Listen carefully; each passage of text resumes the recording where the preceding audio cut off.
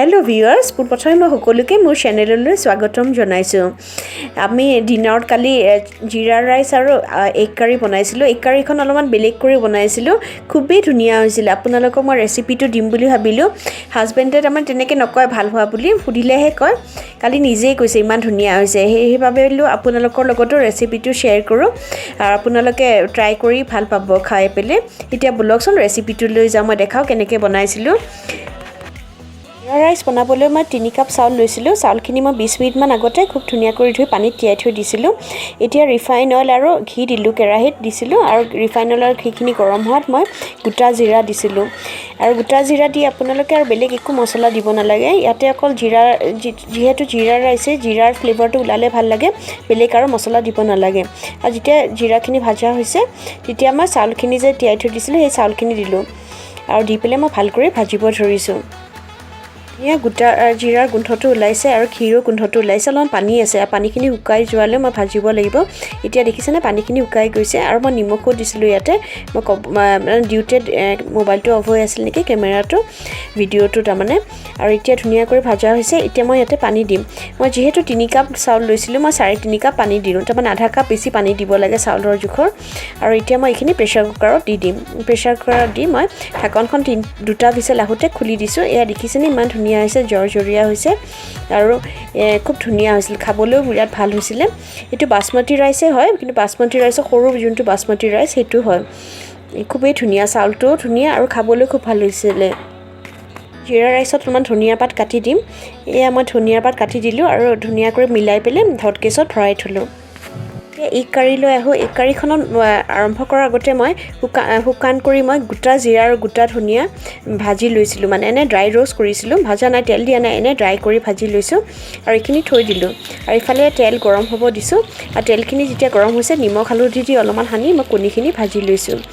আৰু কণীখিনি ভাজা হোৱা থৈ দিছো এখন প্লেটত এতিয়া ক্যাপসিকাম কাটি লৈছো মই এনেকে 4টা ক্যাপসিকাম লৈছো দীঘল দীঘল ক্যাপসিকাম এনেকে দীঘল দীঘল কৰি মই এইখিনি তেলতে ভাজি লৈছো যত মই কণী 4টা ভাজিছিলো 5টা এইখিনি তেলতে মই ভাজি লৈছো আৰু এইখিনি মই এখন প্লেটত উলাই লম এতিয়া এইখিনি তেলতে মই পিয়াজ কাটি দিছো 3টা পিয়াজ দিছো নহৰু দিছো আৰু আদা দিছো নহৰু আদা মই এনেই দি দিছো মানে পিছত মই পেষ্ট কৰিম তাৰমানে এইখিনি হেতু কাৰণে মই আৰু বেলেগ কৰি সৰু কৰি কাটা নাই এতিয়া মই ৰাফলি চপ কৰি লৈছো টমেটো বিলাহী দুটা দিছো আৰু বিলাহীখিনিও মই ডাঙৰ ডাঙৰ কৰি কাটিছো এইখিনি যেহেতু মই পেষ্ট কৰিম এতিয়া গুটিখিনি ধুনিয়া কৰি ভাজি আছো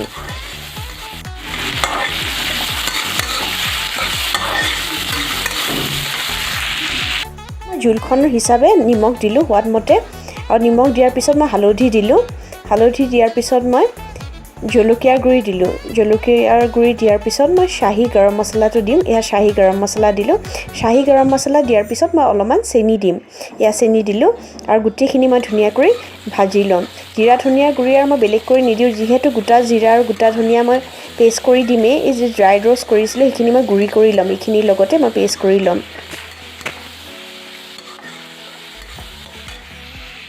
তেলটো সেপাৰেট হৈছে ধুনিয়া কৰি ভাজা হৈছে পিয়াজ নহৰু আদা আৰু বিলাহী আৰু মছলাখিনিৰ লগত মিলি গৈছে এতিয়া ফ্লেমটো বন্ধ কৰি থম আৰু এইখিনি ঠাণ্ডা হ'লে মই যে গোটা জিৰা ধনিয়া কৰিছিল এইখিনিৰ লগত পেষ্ট কৰি লম গোটা জিৰা ধনিয়া যে মই ড্ৰাই रोस्ट কৰিছো তাৰ লগত এইখিনি ঠাণ্ডা হোৱাত মই গ্ৰাইণ্ডাৰ জাৰত দিলো আৰু এইখিনি ধুনিয়া কৰি পেষ্ট কৰি লম গুটেখিনি তাৰমানে পিয়াজ নহৰু আদা বিলাহী গোটা জিৰা গোটা ধনিয়া গুটেখিনি ধুনিয়া কৰি পেষ্ট কৰি ললো এতিয়া মই এই পেষ্টখিনি আকৌ ইয়াতে কেৰাহীত দি দিলো মই আকৌ বেলেগ কৰি তেল দিয়া নাই যেহেতু তেল দিছিলো হেতু কাৰণে আৰু বেলেগ কৰি তেল দিয়া নাই এইখিনি আৰু অলপমান ভাজি লৈছো আৰু এই বাচনটোত অলপমান লাগি আছে দেখিছেনে এইখিনি অলপমান পানী মিলাই পেলে ইয়াতে দি দিলো পানী দিয়া নাই তাৰমানে মই থপথপিয়া কৰি বনাম আৰু হেনেকে ভাবিছো যেহেতু জিৰা ৰাইসৰ লগতে খাম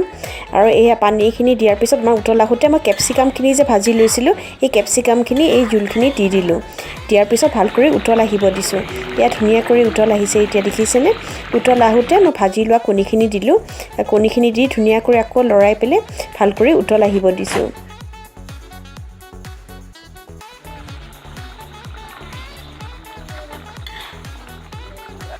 এতিয়া মই কণীৰ জুলখনত কচুৰি মেথি দিলো কচুৰি মেথিখিনি মই হাতেদি মোহাৰি দিছো ক্ৰাশ কৰি দিছো আৰু এতিয়া জুলখন থপথপি আহোতে মই ফ্লেমটো বন্ধ কৰি দিলো এয়া জিৰা ৰাইস আৰু কণীৰ জুল হৈ গ'ল আপোনালোকে এনেকৈ বনাই চাব খাবলৈ খুবেই ধুনীয়া হয় আৰু যদি মোৰ ৰেচিপিবোৰ বা ভিডিঅ'বোৰ ভাল পাইছে কাইণ্ডলি মোৰ চেনেলটো ছাবস্ক্ৰাইব কৰিব ওচৰত থকা বেল আইকনটো প্ৰেছ কৰিব যাতে আহিব লগা নটিফিকেশ্যনবোৰ পাই থাকে আৰু লাইক কমেণ্ট আৰু শ্বেয়াৰ কৰিব থেংক ইউ ছ' মাছ বহুত বহুত ধন্যবাদ মোৰ সম্পূৰ্ণ ভিডিঅ'টো চোৱাৰ বাবে